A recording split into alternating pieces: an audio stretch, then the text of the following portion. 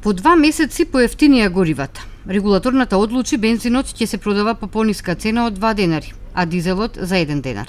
Од ноќеска на полноќ евро суперот од 95 октани се точи по 86,5 денари за литар, а од 98 октани по цена од 88 денари за литар.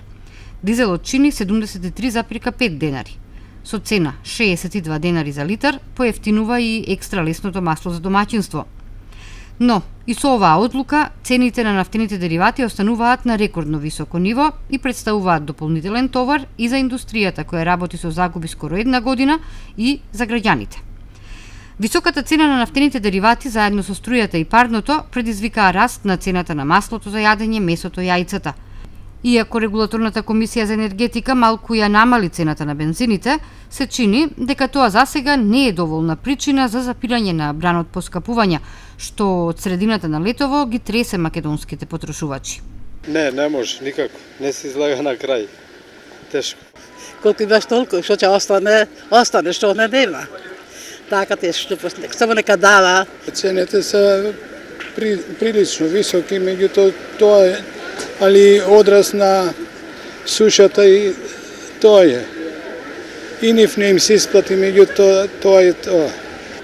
Кај да појдете, све се поскапува. Бара неко оправдување, бензинот се поскапил, транспортот се поскапил, меѓутоа еве пензиите иако веќаваа да ги покача, еве неколку од први 2012 година до денеска нема никакво покачување. Цените растат, секој се снаоѓа како знае и умее. Цените се за никаде. Стално се покачува нешто, стално не знам како ќе се издржи. Се има поскапение, а пензии плати исто, не се покачува ништо. Тешко. Зелените пазари никогаш не биле поскапи во ова време од годината.